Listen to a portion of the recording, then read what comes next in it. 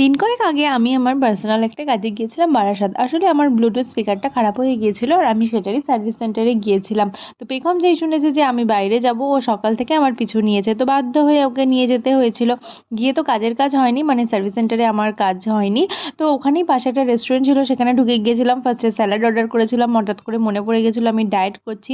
তারপর খাচ্ছিলাম, তারপর ভাবলাম ধুর এই ঘাসফুস কে খায়, তো জন্য আমি লেমন রাইস আর একটা বাটার চিকেন অর্ডার করে দিয়েছিলাম। তো খাবারগুলোর টেস্ট অনেকটা ভালো ছিল আর রেস্টুরেন্টের অ্যাম্বিয়েন্সটা অসাধারণ ছিল। পেখম তো ওখানে গিয়ে ফুললি এনজয় করছিল।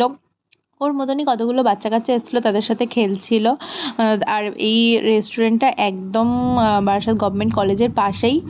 অ্যাম্বিয়েন্সটা অনেক ভালো আর স্টাফদের বিহেভিয়ারও অনেক ভালো ছিল। একটা উডেন ডেকোরেশন ছিল, দারুণ ছিল। তো ওখানে খাওয়া দাওয়ার পর আমাদের হাতে আরও খানিকটা সময় ছিল, তাই ভাবলাম একটু সিরাজ উদ্যান থেকে ঘুরে আসি। এই পার্কটায় আমি আগে কখনো যাইনি, আমি নেটেই দেখেছি। আর ওখানে গিয়ে